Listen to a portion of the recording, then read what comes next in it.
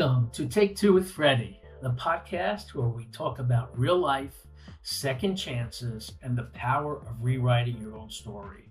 I'm Freddy Freundlich, entrepreneur, mentor, and storyteller. And everything I share here comes straight from the heart. If I didn't walk it, I don't talk it. Each week, we'll spend about 20 minutes laughing, reflecting, and hopefully walking away a little more inspired than before. So, what's on my mind today? The man. Yes, you heard it right. The man. What's that? Who's the man? All valid questions. What the heck am I talking about when I say the man? Well, if you've read my first book, Born on the Right Side of the Tracks, or listened to the Heather Dean interview here on the YouTube channel, you already have a sense of what I'm talking about. If not, please allow me to explain. When I use the term the man, I'm referring to that generic authority figure. The man, in fact, could be a woman. Regardless, the man represents the so-called expert, the know-it-all, the academic, the news pundit, the weatherman. Okay, in other words, the system. As a kid, the man was basically every adult. Parents, teachers, your principal, the guy at the candy store, the policeman, pretty much every adult. Because all these people were sure that they knew better than us kids and certainly weren't shy about letting us know. But here's the kicker. As we grew older, I found that the man just doesn't go away. He just changes shape and form. In fact, in many respects, we just become part of the man. If you ever saw the Star Trek film First Contact, which had about the Borg in it, you'll know what I'm talking about. Now, today, besides the human man, which I've described to you, which we've always had, now we have all sorts of others, like the influencer, who sounds like they've got the whole truth wrapped up in a 30-second video.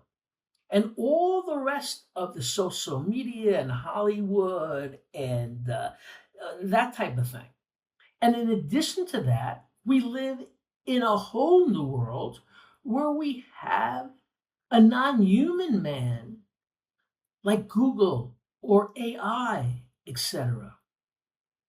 We are constantly told what's right, what's real, what to believe. And worse, if we ever question it, we're going to be punished. The man is always right. The man has become a machine of sorts. He's everywhere. He doesn't sleep. He's around 24/7, 365 days a year. And the scariest part, people quote the man like gospel. You know, I don't know how many times I've heard something, and when I question it, they say, check with Google, check with ChatGPT. Okay, I heard it here, I saw it there, so-and-so said it. Even when the man is wrong, which happens over and over and over again, and we see that especially with the news pundits, okay? If I dare start to push back, suddenly I become part of the problem. I get called all sorts of names, and the label I like the best, of course, is out of the box, like that's such a bad thing. Sticks and stones may break my bones, but names will never harm me. Well, we know that's not true. Names, labels can't hurt. But being out of the box, I'm okay with that. I'm really okay with that. That's why I say, if I didn't walk it, I don't talk it. I try and live what I say. Doesn't mean I'm perfect, far from it, but I try and stay real. And let's be honest though, the man rarely does that.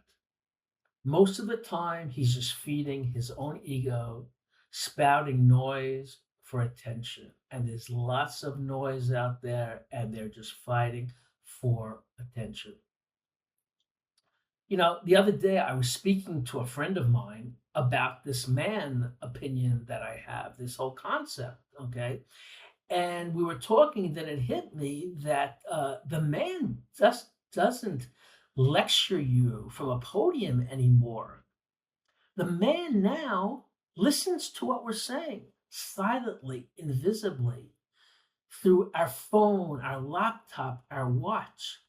The man controls us today more than ever in history. Have you ever been talking about something with a friend? Let's say you're thinking about a vacation, buying some camping gear or a type of food. And within a very short time, boom, your phone starts showing you ads for that exact thing that you talked about. It used to be a joke in our house. My wife would say, the phones are listening. And I would poo poo her. Well, I decided to do some digging and research. And guess what? They absolutely are. If you don't believe me, Google it. You'll see it there. Our devices are always on, always collecting. It's not paranoia. It's really, really happening. And between satellites, surveillance cameras, and voice capture, it's not just in our home. Let's face it, privacy is dead. This has hit me really hard. It's very, very scary. Because you know what this means? It means that the only true private space we have left is inside our own minds. Think about that for a second, guys. It's really kind of scary. If you want to keep anything secret, anything that is sacred to you, anything honest, any unfiltered conversations that you can have, they can only be done with yourselves in silence, in thought. These days, I even have to be afraid if I talk out loud to myself because something may pick it up. So now, more than ever before, these internal conversations, they really do matter. What I say to myself, how I guide myself, that's sacred. That's my last safe place. And I'll tell you this, if you are going to reclaim your power, your peace, your truth, it's got to start there. So let me ask you this.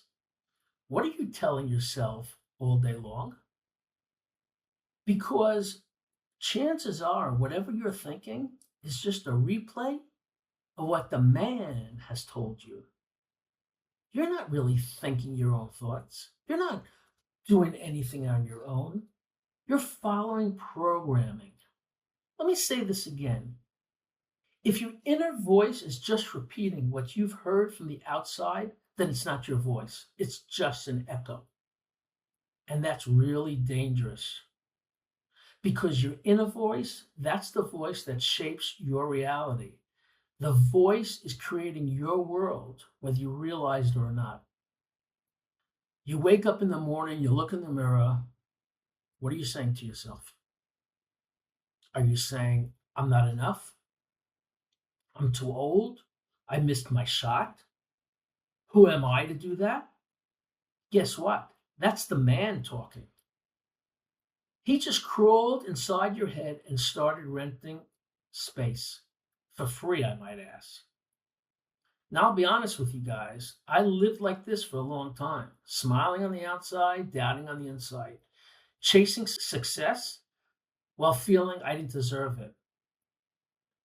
But let me share with you what changed it. I started having different conversations with myself. I started listening to what I was saying, and then I started talking back. The little voice that would tell me, you can't do that, I'd answer, just watch me. The voice that would say, stay safe, don't risk it, I'd say, I've risked a lot more before, and I'm still around. Now, we don't have to kill that voice. We just don't have to obey it. See, we have millions of thoughts and messages that go through our mind every day. And without any kind of a filter, it just takes over. It takes control. And understand that most of it are not your thoughts. So we need to install some type of a filter which won't catch even most of your thoughts, but it'll start catching a few. And if you can take those thoughts and ask yourself a simple question, is this my thought or the man's thought? And deal with it, you will see things literally change in ways you've never even imagined just by this. And as I was thinking about this whole thing, I realized that in a way, none of this was really new for me. In fact, I knew what to do a long time ago when I was very, very little, when I was just a kid. Because you know who has the best internal conversations? Exactly, little kids. Because their minds haven't been polluted by the man yet. They don't worry if it's realistic. They don't ask permission. They talk to themselves like everything's possible because to them it is. Are you doing that? Is the conversation you're having with yourself as genuine as the child? Again, we're talking about the little kids. The little kids, what are they great at? They're great at having pure, fearless, unfiltered internal conversation because they haven't yet been told what's impossible. They haven't yet been told to sit down, be quiet, follow the rules, wait their turn. The man hasn't gotten his paws on them. They still believe anything is possible. A little kid can be a superhero, an astronaut, a rock star, and a chef, and all this before lunchtime. And they believe it. They're not pretending it. They know it. They're not faking it until they make it. They know it's true. They don't doubt it. They don't edit, and they don't wait for permission. And you know what? I believe that's how we were meant to think. Now, like you, believe it or not, I was once that kid. I was once that kid who believed that anything was possible. And I want to tell you a story from my life that will give you a little idea of how far that belief took me. I was 11 years old, obsessed with mystery books.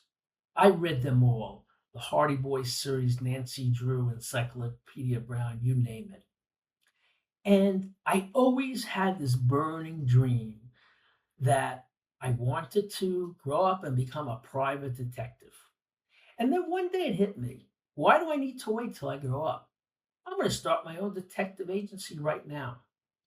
So I spoke to my buddy at the time, Joey, and we bought out of a comic book return address labels for 25 cents that said Freundlich Hartman Detective Agency. Now, once the U.S. Postal Service, which is an official arm of the U.S. government, sends something to Freundlich Hartman Detective Agency, that makes it official. It was a done deal. Unfortunately, Joey moved away, and we went out of business as quickly as we started. But I wasn't ready to accept defeat because I was a kid, and nobody told me I can't do it again. So I went to the yellow pages. For those of you who don't know what yellow, too young to know what yellow pages are, Google it. And I started looking up detective agencies. And I looked for every detective agency in North New Jersey. And then, one finger at a time, I started typing letters on my mom's old Smith Corona typewriters. And basically, I said, hey, I'm looking to become a private detective. I'd like to pick your brain and find out how to do that. And I sent them off. Got some stamps from my mother's drawer. Didn't tell anybody anything I was doing. And I mailed them out asking for a meeting to learn how to become a real private detective. Now, keep bearing in mind that I'm only 11 years old. Okay, of course, I didn't mention that in the letters I sent out. About a week later, I get a phone call from the secretary of a man named Mr. Nilsson. Turns out he runs the biggest private detective and security agency in the state of New Jersey. Also happens to be a politician, businessman, and a power player. And he wants to meet me. So I grab my friend Harley. We hop on our bikes and ride straight into a movie scene. Walk in the office, there are armed guards, massive oak desks, VIP treatment. And again, I'm just an 11-year-old kid sitting across from a real life legend. And you know what? Mr. Nilsson, he didn't laugh at me. He didn't dismiss me. He welcomed me in, talked to me like a peer, gave me his time, his attention, and eventually his mentorship. That meeting was the beginning of a very wonderful long-term relationship. In fact, that summer I worked at his agency. And then I started my own little business selling printed merchandise, all at the age of 11, maybe I was 12 already. Mr. Nilsson and his firm were my first customers. I had cash in my pocket, real clients, and the kind of confidence no adult could have handed me. So, what's the point? Very simple. That whole adventure started because I believed something. I believed that what I wanted was possible, not someday, but right now. There was no voice in my head saying, "You're too young, you'll never get a reply, who do you think you are to even do this?" That voice hadn't taken root yet. And that belief, that willingness to act, opened doors I couldn't have imagined. And here's the truth. That kid, the one who dreamed big, acted fast, and didn't ask permission, he's still inside me. Okay, he's still in there. And he's still in you too. But now we've got so many layers of the man in our heads. The teacher, the system, the algorithm, the experts, all telling us how to think. We got scar tissue on top of scar tissue on top of scar tissue. So the question is, whose voice are you listening to? Unfortunately, that's a rhetorical question because most of us are listening to the man's voice. But what would happen if we started listening to that fearless little kid again? Let me pause here for a second. If you're listening to this right now, I want to give you something real, something simple you can do today. Simply start noticing with your thoughts. Just start using those thoughts, not with judgment, not with shame. Just notice. Catch yourself in mid-thought and ask, whose voice is this? Is this what I believe or what I was taught to believe? Or what I've been bullied to believe? And then ask yourself, do I want to keep thinking like this? Because guys, you can change what you don't notice, but once you notice it, you've got power. Let me wrap up with this. The man doesn't live outside anymore. He lives inside in the form of fear, doubt, shame, and fake certainty. But guess what? So does your strength. So does your wisdom. So does your second chance. And those things, they're waiting for you to start listening. They're waiting for you to start listening to you. Because in the end, the most important conversation of your life is the one you have with yourself. If this story sparks something in you, there's more. That moment with Mr. Nilsson was a turning point in my life, and it's one of many real, raw moments I share in my book, Born on the Right Side of the Tracks. It's not a rags to riches story, it's a real story about being a kid who didn't fit the mold or refused to stop dreaming. You can grab a copy online, Amazon, all the regular guys out there who sell books online, or check the link in the show notes. And if you haven't yet, please subscribe to the podcast, leave a review, and share this episode with someone who needs a reminder that they're not crazy. They're just not listening to the man anymore. This is Freddy, and you've been listening to Take Two with Freddy. See you next time.